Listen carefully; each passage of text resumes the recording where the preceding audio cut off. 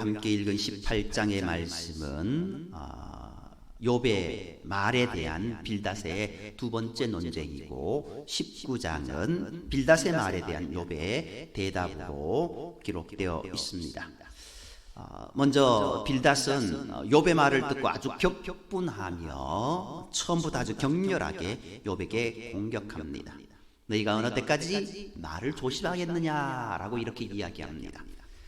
빌닷은 다른 두 친구들에게 어느 때까지 이렇게 조심조심하며 말을 할 것이냐고 책망합니다.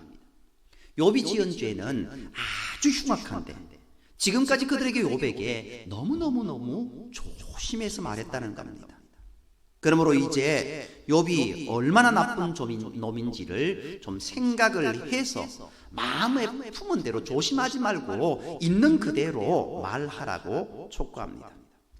그리고는 빌닷은 3절에서 욥에게는 욥이 보기에 자기들이 이렇게 권면하는 자기들이 짐승처럼 보이느냐라고 따지고 있습니다. 이는 욥이 친구들에게 짐승에게 물어보라 그것들이 내게 가르치리라고 한 그 12장 7절의 한 말에 대한 안갚음을 하는 말입니다. 더 나아가 욥을 가리켜 제 스스로 울분에 못 이겨 흥분을 하고 자기 몸을 학대하는 형편없는 놈이라고까지 공격합니다. 감히 하나님을 향하여 분노하다가 제 분에 못 이겨 자기 몸을 자해하는 아주 독선적이고 교만하기 짝이 없는 놈이라고 공격한 것입니다. 빌닷은 욥이 절망 속에서 탄식한 것을 독선과 교만으로 이해하고 있는 겁니다. 그렇게 욥이 흥분을 하며 소리를 지른다고 해서 이 땅에 돌멩이 하나 변화하는 것이 있는 줄 아느냐고 비난하기까지 합니다. 빌닷은 욥에게 5가지 악인의 운명을 예고하며 독서를 퍼붓고 있습니다. 그것이 먼저 첫 번째 심판의 원칙에 대해서 이야기합니다. 악인은 꺼진다라는 겁니다. 5절 6절 말씀을 보면은 거기 보면은요, 악인의 빛은 꺼지고 불꽃은 빛나지 않고 장막 안의 빛은 어두워지고 그 위에 등불은 꺼질 것이다 라고 이야기하고 있는 겁니다. 빌닷은요, 하나님의 심판의 일반적인 원칙을 제시하면서 욥처럼 악한 자, 자기가 생각하기에 욥이 악하다고 생각하고 있으니까 욥처럼 악한 자는 그가 아무리 흥하고 번영하였다 할지라도 그 빛이 어두워져서 그가 자랑하는 모든 것들이 다 망하여 사라지게 될 것이라고 비난하고 있습니다. 지금 욥의 형편이 그런 모습이 아닙니까? 전에 볼 때는 아주 흥황해 있었습니다. 그런데 등불이 꺼지듯이 다 꺼진 상태입니다. 또 욥처럼 악한 자의 빛은 꺼지게 마련이고 그 불꽃도 빛을 잃고 마는 법이라고 말합니다. 빛이나 불꽃이나 등불은 모두 번영, 기쁨을 의미합니다. 이런 것들이 모두 꺼진다고 했으므로 빌닷은 앞으로 욥에게 그 어떤 번영이나 기쁨의 일들이 일어나지 않을 것이라고 말하고 있는 겁니다. 욥은 너무나도 악한 자여서 그 어떤 번영이나 기쁨의 일 앞으로는 그와는 상관없는 모습일 것이다 라고 그렇게 이야기하고 있는 겁니다. 그리고 7절에서 11절까지의 말씀을 보면은요, 욥은 그 집의 빛이 꺼지는 것에서 그치지 않고 그 심판이 조금 더 진행되어서 스스로 제꾀에 넘어져서 자기 스스로 함정에 빠지고 말 것이라고 말합니다. 왜냐하면 욥이 너무나도 악한 자여서 그가 가는 길마다 올가미가 숨겨져 있다는 겁니다. 그의 활기차던 발걸음도 피곤하여지고 그의 온몸은 올무에 얽혀 그가 꼼짝 못하게 될 것이고 그가 가는 그의 모든 길목마다 그를 빠뜨릴 함정이 기다리고 있을 것이라는 겁니다. 그가 발걸음을 뗄 때마다 공포에 죽음의 공포가 그를 끝까지 따라다닐 것이고 또 그 공포에 잠시도 편히 쉴 수 없을 것이다 라고 비난하고 있습니다. 더 나아가 욥의 최후의 장면을 이렇게 표현하고 있습니다. 12절에서 15절 말씀에 악인이 공포의 왕에게 끌려갈 것이다. 하나님의 심판을 받는 자의 최종적인 모습으로 나병과 같은 이제 아주 심한 질병이 그를 삼켜서 그의 살갗이 성한 곳이 하나도 없이 모두 썩어져 들어져가고 마침내 그 고통 속에서 죽어가게 될 것이라고 말합니다. 13절에 보면은요 어떻게 이야기하고 있습니까? 질병이 그의 피부를 삼키리니라고 이야기하고 있습니다. 곧 그에게 사망의 장자가 그의 지체를 먹을 것이고 또 악창이 온몸을 뒤덮었다는 뜻으로 현재 욥의 몸의 상태를 표현하고 있는 겁니다. 그리고 욥처럼 악한 자는 죽어서도 결코 평안할 수 없다면서 결국 죽어서 공포의 왕에게로 잡혀가게 될 것이다라고 말합니다. 이 공포의 왕이란 우리식으로 말하면 염라대왕쯤이라고 할 수 있는데 악인을 심판하시는 하나님의 두려운 모습을 그렇게 표현하고 있는 겁니다. 그리고 유황이 그의 처소에 뿌려질 것이다 라는 말을 통하여서 하나님의 심판으로 인한 형벌이 그에게 임할 것이라고 말하고 있습니다. 소돔과 고모라 성에 유황불이 떨어졌던 모습을 우리는 기억합니다. 그것이 여기에 기록되어 있는 그 모습입니다. 그러므로 빌닷은 욥을 가르쳐 살아서나 죽어서나 결코 평안할 수 없는 아주 악랄한 죄인이라고 말하고 있는 겁니다.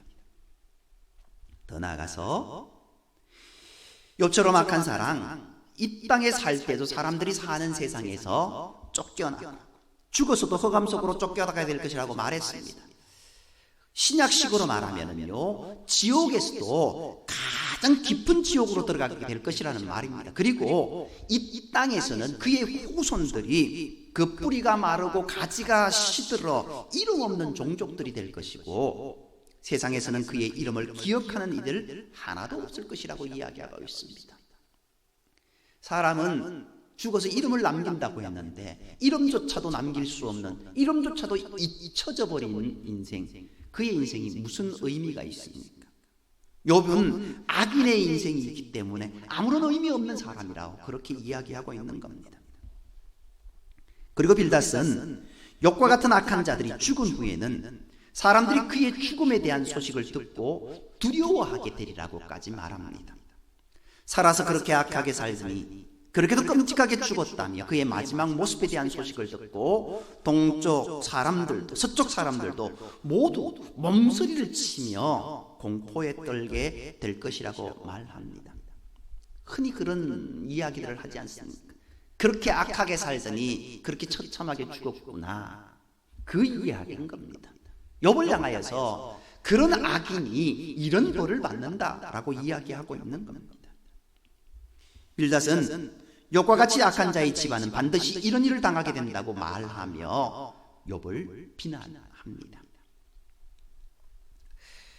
앞서 욥은 스스로 정직하다 말하는 자들은 자신의 이 끔찍한 모습을 보고 놀라고 스스로 죄가 없다고 여기는 자들은 욥이 말하는 것을 보고 불경스럽다며 격분을 하겠지라고 17장 8절에서 이야기했습니다. 욥이 말한 이 말 그대로 스스로 죄가 없고 정직한 자라고 자부하는 빌닷은 할 수 있는 모든 말을 다 동원해서 욥에게 분노하며 비난하고 있는 겁니다. 단지 욥에게 병이 있다는 이유, 그의 어쩌면 집안에 일어났던 그 일들 때문에 그를 악한 자로 규정하며 욥을 향하여 격분하고 있는 겁니다. 도대체 빌닷이 분노하는 이유가 무엇일까요? 빌닷이 욥에게 분노하는 이유는 욥이 재앙을 당했다는 것 하나뿐입니다. 단순히 자기는 재앙을 만나지 않았으니 죄 없는 자, 욥은 재앙을 당했으니 아주 흉악한 죄를 지은 자라는 그런 생각을 갖고 있는 겁니다. 재앙을 당한 모습을 보고 그가 죄인임에 틀림없다고 생각하고는 이유도 실체도 없는 분노를 퍼붓고 있는 겁니다. 오늘날 교회 안에서도 빌닷과 같이 그 실체가 없는 분노들이 참으로 많습니다. 그 분노로 교회가 분열되기도 하고 때로 그 분노로 시험에 들어 많은 사람들이 교회를 떠나기도 합니다. 우리가 천사가 아닌데 어찌 화도 내지 않고 살겠습니까? 그러나 때때로 화를 내다가 다시 사과도 했다가 하는 정도라면 누구나 그 정도는 하는 것이니 그렇게 서로 다투기도 하고 사과도 하면서 정을 쌓으며 살아갈 것입니다. 그러나 빌닷의 분노는 그 차원이 다릅니다. 빌닷은 욥을 아주 흉악한 범죄를 저진 자로 확신하지만 무엇을 근거로 확신하는 것인지 그 분노에 실체가 없습니다. 그리고 잠시 화를 냈다고 사과하는 일상의 일이 아니라 아주 공격적이면서도 치료하게 욥을 범죄인으로 몰아가고 있는 겁니다. 우리는 빌닷의 이런 모습에서 예수님을 죄인으로 몰아가는 바리새인과 사두개인들의 모습을 봅니다. 예수님께서는 그들을 가장 싫어하셨다는 것을 기억해야 합니다. 내가 누군가를 미워하고 싫어하는 마음이 생겼을 때 예수님도 그 마음에 동의하실지를 생각하는 습관을 우리는 가져야 됩니다. 그러면 적어도 까닭 없이 분노하는 실수를 범하지는 않게 될 것입니다. 빌닷의 이러한 말에 이제 19장에서 욥이 답변합니다. 욥은 친구들이 자기들을 높이기 위해 자신을 짓밟고 있다고 말합니다. 2절 말씀에요, 너희가 내 마음을 괴롭히며 말로 나를 짓부수기를 어느 때까지 하겠느냐. 그래서 없는 죄를 덜 주워내고 소설까지 써가면서 욥을 흉악한 죄인으로 몰아가고 있다는 겁니다. 답답해진 욥은 설령 욥이 친구들의 말대로 정말 무슨 잘못을 했다 하더라도 그것이 그 친구들과 무슨 상관이 있는 것이냐라고 묻습니다. 욥이 죄인이라는 것이 친구들을 괴롭게 하는 것이냐고 묻는 겁니다. 욥의 말대로 만일 욥이 정말 하나님 앞에 수치스러운 죄를 지은 자라고 한다면 욥의 친구들의 행위가 정당한 것일까요? 욥이 그렇다 할지라도 이 욥의 친구들의 행동이 정당한가냐라는 겁니다. 욥기는 실제로 욥이 허물이 있는 자이라 할지라도 친구들의 행동은 여전히 잘못된 것이라고 지적하고 있습니다. 그 죄가 도덕질이나 살인과 같은 사회적인 범죄 행위여서 다른 사람들에게 피해가 가는 것이라면 모를까, 개인의 도덕적인 죄에 대한 것이라면 그것을 빌미로 분노하며 그를 집요하게 공격할 권리가 우리에게 없다라는 겁니다. 더 나아가 욥의 친구들은 욥이 흉악한 죄를 저지른 죄인이라고 떠버리는 것을 통해서 자기들의 의의를 과시하려 했다라는 겁니다. 설령 욥에게 정말로 수치스러운 죄가 있다고 하더라도 그것이 자기들에게 피해가 되는 것이 아님에도 불구하고 이토록 잔인하고 집요하게 욥을 공격하는 것은 그에 대한 반대급부로 욥이 악하니 자기들은 어떻게 해요? 거룩하고 깨끗한 자라는 것을 자랑하기 위해서라는 겁니다. 그러나 우리 주변을 보면 욥의 친구들과 같은 이런 잔인한 일들이 아무렇지도 않게 저질러지고 있는 것을 종종 봅니다. 저 사람이 말이야, 알고 보니까 아주 흉악한 사람이더라고요.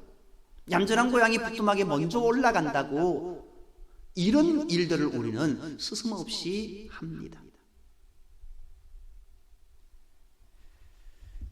사람들의 수치스러운 허물을 재미있는 농담거리를 삼아서 퍼뜨리는 동안 잔인한 비웃음과 경멸이 그의 마음을 무너뜨리는 겁니다. 하나님께서는 이런 행위를 하나님의 심판권을 빼앗는 행위로 보시고 무섭게 진노하신다라는 것을 기억해야 합니다.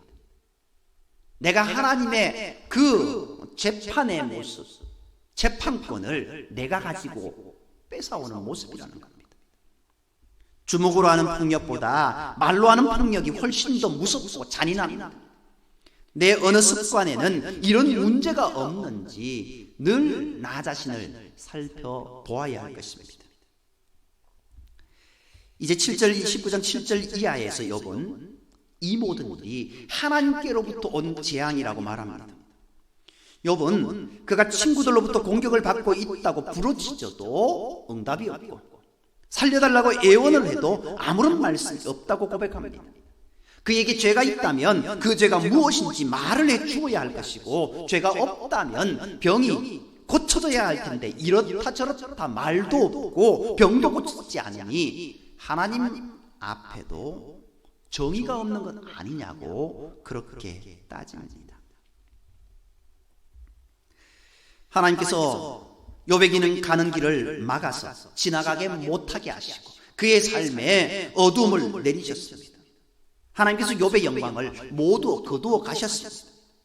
욥은 마치 하나님의 군대가 한꺼번에 그의 집에 들이닥쳐 그에게 있는 모든 것을 다 빼앗아 가는 것처럼 그런 모습이 자신에게 있다라고 호소하고 있습니다. 나무를 뿌리째 뽑듯 하나님께서 그의 희망을 모두 뿌리채 뽑아버리셨습니다. 그러나 욥이 하나님 앞에서 이런 절망의 탄식을 하는 것은 그가 여전히 하나님의 주권과 능력을 믿고 있기 때문입니다. 하나님께서 하시려고만 하시면 지금 당장이라도 그의 삶을 바꾸실 수 있다라는 것을 욥은 너무나도 잘 알고 있었습니다. 그런데 하나님께서 왜 그런 능력을 사용하지 않으시는지 도무지 알 수 없으므로 하나님 앞에서도 정의가 없는 것 아니냐고 지금 탄원하고 있는 겁니다. 어찌 보면 투정을 부리고 있는 겁니다. 이렇게 때로 투정을 부리고 절망의 탄식을 하더라도 하나님의 사랑과 능력을 절대로 의심해서는 안 됩니다. 그리고 기도의 자리로 나아가서 그 기도도 결코 포기해서는 안 된다라는 겁니다. 그래야 하나님께서 우리를 도우실 수 있습니다. 주께서 우리를 도우시는 그 순간까지 믿음의 자리, 기도의 자리를 절대로 떠나지 말아야 할 것입니다. 욥이 그랬다라는 겁니다. 욥이 하나님을 원망했지만 하나님을 향하여서 원망하고 하나님을 향하여서 기도하고 하나님을 향하여서 탄식하고 하나님께서 향하여 부르짖는 모습들, 그 모습을 우리는 계속 보고 있지 않습니까? 하나님의 공격으로 재앙을 당한 욥은 사회의 모든 구성원으로부터 고립되는 결과를 가져왔습니다. 친척과 친구들의 외면을 받습니다. 14절에서 욥은 그의 친구, 형제들과 욥이 평소에 알고 지내던 사람들이 모두 욥의 곁을 멀리 떠났다라고 이야기합니다. 그래서 이제는 어쩌다 그들을 만나도 낯선 사람처럼 되었다고 말합니다. 친척은 물론 평소 흉허물 없이 지내던 가까운 친구들도 욥을 잊었습니다. 주변 사람들은 물론 종들까지도 그를 무시합니다.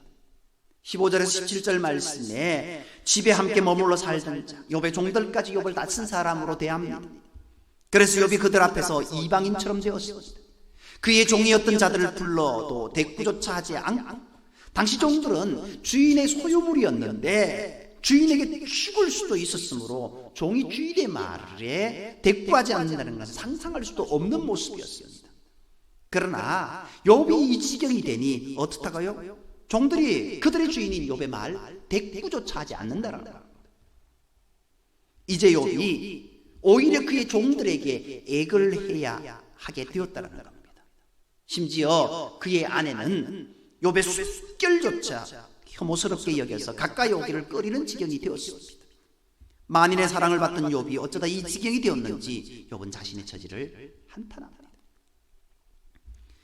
그리고 욥이 속했던 공동체의 구성원들이 모두 욥을 외면합니다. 심지어 어린 아이들까지도 욥을 업신여깁니다. 옛날에 길거리에 지나가다 보면은 좀 오늘날로 이야기하면은 정신불면증 환자들처럼 정신 이상한 사람들, 그런 사람들이 종종 사회에 길거리에 보이게 됩니다. 그러면 합니까? 어린 아이들이 누구다 하면서 돌 던지고 막 이렇게 하는 모습들을 보기도 했습니다. 그것처럼 욥을 향하여 아이들이 일어나서 조롱하는 겁니다. 그를 사랑하던 모든 사람들이 마치 욥을 원수처럼 대하며 등을 돌렸습니다. 욥은 이제 병증도 아주 깊어져서 그의 몸은 뼈와 가죽만 남았고 이가 모두 빠져 잇몸으로 살아가는 처지가 되었다고 말합니다. 이런 상황에 처해 있으니 욥은 친구들에게 이제 그만 자기를 공격하고 좀 불쌍히 여겨달라고 호소하고 있는 겁니다. 이 정도 자신을 괴롭혔으면 이제 됐지 않았냐고 호소하고 있는 겁니다. 혹시 우리도 그들처럼 어려움을 겪고 있는 우리의 이웃들을 혐오스럽게 생각한 적은 없는지 우리 자신을 되돌아봐야 됩니다. 연약한 자를 꺼리면 주께서도 우리를 꺼린다는 것을 우리는 기억해야 됩니다. 어려움을 당한 자, 작은 수고자에게 행한 것이 내게 행한 것이라고 말씀하셨던 그 예수님의 그 말씀을 우리는 다시금 기억해야 돼요. 우리에게 힘이 있고 우리에게 능력이 있을 때 그 하나님이 주신 은혜로 증거하고 은혜를 나누고 사랑을 나누는 우리의 모습이 되어야 된다는 겁니다. 이제 욥은요 23절 이하에서 구속의 은혜를 구하는 그 모습을 보게 됩니다. 심한 질병 때문에 그냥 가만히 버려두어도 힘든 욥인데 거기에 사회의 모든 구성원들로부터 철저히 외면당하고 있는 욥은 자신을 도울 구세주께서 하늘로부터 이 땅에 오시려는 믿음을 고백합니다. 언젠가 욥 자신을 포함하여 이 땅에 하나님을 찾고 부르는 모든 자들을 구원할 구속자가 오시리라는 것입니다. 그 구속자가 오실 때에는 아마도 욥은 이미 죽어서 육신은 다 썩었을 것이지만 그래서 그의 영이 육신 밖으로 나와 있을지라도 그 구원자는 욥에게 반드시 하나님을 만나도록 해줄 것이라고 욥은 굳게 믿고 있습니다. 비록 어려움 가운데 고통 가운데 죽었을지라도 마지막은 하나님께서 나를 다시금 생각해 주실 것이다 라는 그 믿음이 있는 겁니다. 언제인지는 모르지만 이 땅에 오실 구세주로 말미암아 그가 하나님을 만나 배울 날이 올 것이라고 생각하니 벌써부터 욥은 심장이 녹는 것 같다고 말합니다.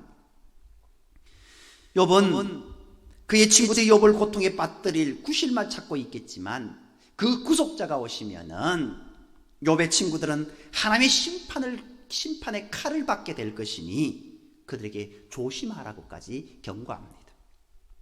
물론 욥은 지금 자기가 하고 있는 말이 무슨 말인지 잘 알지 못하고 하는 말이겠지만 절망과 좌절 속에서 하나님의 구원사의 가장 절정에 해당하는 예수 그리스도의 오심을 노래했다는 것은 놀라운 일이 아닐 수 없습니다. 가장 깊은 절망의 자리에서 가장 영이 맑았다라는 것을 입증하는 겁니다. 세상 사람들이 모두 다 그를 비난하고 조롱할지라도 욥의 영은 그가 고통당하는 중에 자기도 모르는 사이에 아주 신령한 상태로 변화되고 있다는 겁니다. 바로 이런 이유 때문에 어떠한 고난이나 시련이 와도 견뎌야 하는 겁니다. 만일 욥이 이 고난을 이기지 못하고 스스로 삶을 마감했다면 그때 자신의 영이 가장 맑고 신실했다는 것을 뒤늦게 알고는 영원히 후회하고 또 후회했을 것입니다. 그러므로 예수님의 사도들은 시련과 고난이 올 때 오히려 춤을 추며 기뻐하라고 한 것입니다. 다른 것은 모른다고 할지라도 주님께서 지금 이 순간에도 나를 사랑하고 계시다라는 것을 결코 잊지 말아야 됩니다. 욥은 그 믿음 가운데 이 고통을 견디고 있습니다. 오늘 우리의 삶에 아무리 큰 어려움이 온다 할지라도 주님을 바라보며 주님의 은혜 가운데 주님의 사랑 가운데 감사하며 나아갈 수 있는 우리 모든 삶이 되기를 주님의 이름으로 축복합니다. 기도드리겠습니다. 사랑관의 하나님, 내 마음에 미움과 분노의 마음이 생기지 않게 주님 우리의 마음을 주장하여 주옵소서. 무심코 내뱉은 말이 주변의 사람들에게 큰 상처로 나아가는 모습, 덕이 되지 않는 말들을 우리가 하는 일들이 부지기수입니다. 하나님, 우리의 입술을 제갈 물려주시고 어떤 모습 가운데서도 하나님의 은혜 가운데 우리의 입술이, 우리의 말이, 우리의 행동이 행하여질 수 있는 은혜의 모습이 되게 인도하여 주옵소서. 욥이 믿음의 자리를 떠나지 않았던 것처럼, 기도 자리를 떠나지 않았던 것처럼, 어떤 어려움이 온다 할지라도 우리가 그 어려움을 넘어서 나를 도우시고 나를 여전히 사랑하시는 그 하나님의 은혜를 기억하며 믿음으로 나아갈 수 있는 은혜를 허락하여 주옵소서.